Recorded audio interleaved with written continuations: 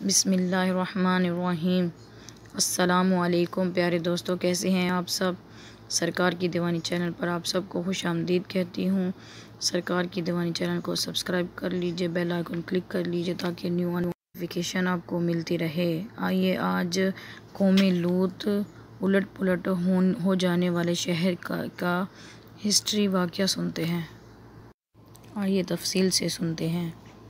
حضرت لوط علیہ السلام کا شہر سورام ہے، جو ملک شام میں صوبہ حمیص کا ایک مشہور شہر ہے۔ حضرت لوط علیہ السلام بن حاران بن تاخیر، یہ حضرت ابراہیم علیہ السلام کے بھتیجے ہیں۔ یہ لوگ عراق میں شہر بابل کے باشندے تھے۔ پھر حضرت ابراہیم علیہ السلام وہاں سے ہجرت کر کے فلسطین تشریف لے گئے اور حضرت لوط علیہ السلام ملک شام کے ایک شہر اردن میں مقیم ہو گئے، اور اللہ تعالیٰ نے آپ کو نبوت عطا فرما کر سورام والوں کی ہدایت کے لیے بھیج دیا۔ شہر سورام کی بستیاں بہت آباد اور نہایت سرسبز و شاداب تھیں، اور وہاں طرح طرح کے اناج اور قسم قسم کے پھل اور میوے بکثرت پیدا ہوتے تھے۔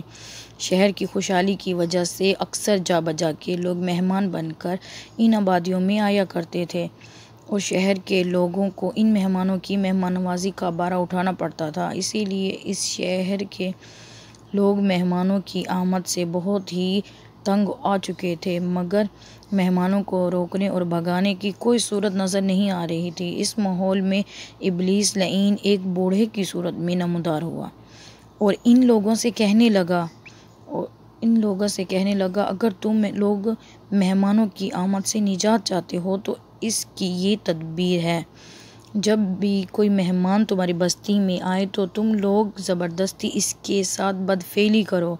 چنانچہ سب سے پہلے مہمان ابلیس خود ایک خوبصورت لڑکی کی شکل میں مہمان بن کر اس بستی میں داخل ہوا اور ان لوگوں سے خوب بدفعلی کروائی۔ اسی طرح یہ فعل بد ان لوگوں نے شیطان سے سیکھا۔ پھر رفتہ رفتہ اس برے کام کے یہ لوگ اس قدر عادی بن گئے کہ عورتوں کو چھوڑ کر مردوں سے اپنی شہوت پوری کرنے لگے۔ چنانچہ حضرت لوط علیہ السلام نے ان لوگوں کو اس فعل بد سے منع کرتے ہوئے اس طرح فرمایا۔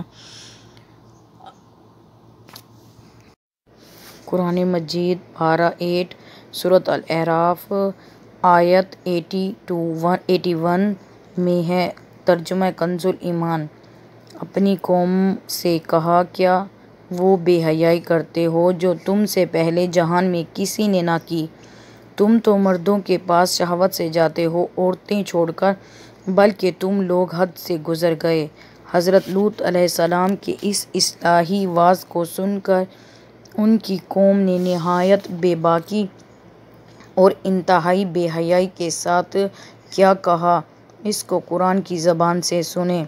ترجمہ کنز ایمان۔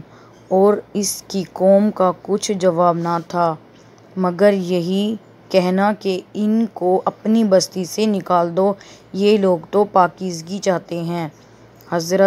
جب قوم لوط کی سرکشی اور بدفعلی قابل ہدایت نہ رہی تو اللہ عز و جل کا عذاب آ گیا۔ چنانچہ حضرت جبرائیل علیہ السلام چند فرشتوں کو ہمراہ لے کر آسمان سے اتر پڑے۔ پھر یہ فرشتے مہمان بن کر حضرت لوط علیہ السلام کے پاس پہنچے، اور یہ سب فرشتے بہت ہی حسین اور خوبصورت لڑکوں کی شکل میں تھے۔ ان مہمانوں کے حسن و جمال کو دیکھ کر اور قوم کی بدکاری کا خیال کر کے حضرت لوط علیہ السلام بہت فکر مند ہوئے۔ تھوڑی دیر بعد قوم کے بدفعلوں نے حضرت لوط علیہ السلام کے گھر کو گھیر لیا اور ان مہمانوں کے ساتھ بدفعلی کے ارادے سے دیوار پر چڑھنے لگے۔